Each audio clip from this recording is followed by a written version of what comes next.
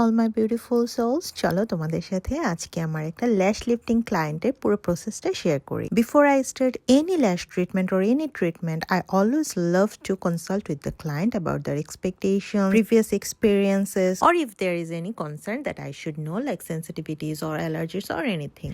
আমাকে বললো যে ও 3 বছর আগে একবারই ল্যাশ লিফট করেছে এবং সেটাও ছিল কালার ছাড়া।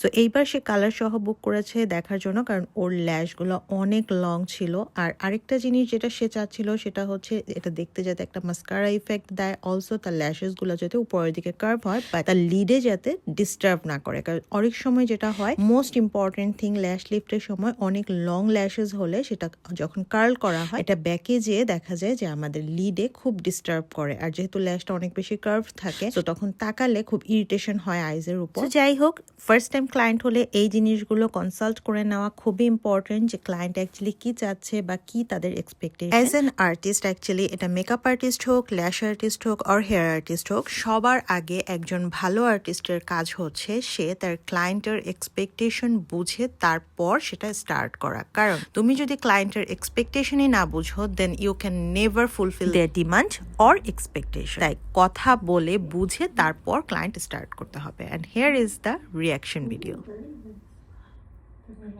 Yeah, very much. And the curl is okay for you? Yeah. Then I will just write it down with your name so that I remember next time. Now can I take a picture again? এই তো lash lift done. She was so happy. And then actually পেমেন্টের আগে হচ্ছে আমি সবকিছু বুঝিয়ে দিচ্ছি কিভাবে টেক কেয়ার করতে হবে অ্যান্ড কি করতে হবে। আর এখানে হচ্ছে result before and after. You can see the result, how insanely beautiful this R.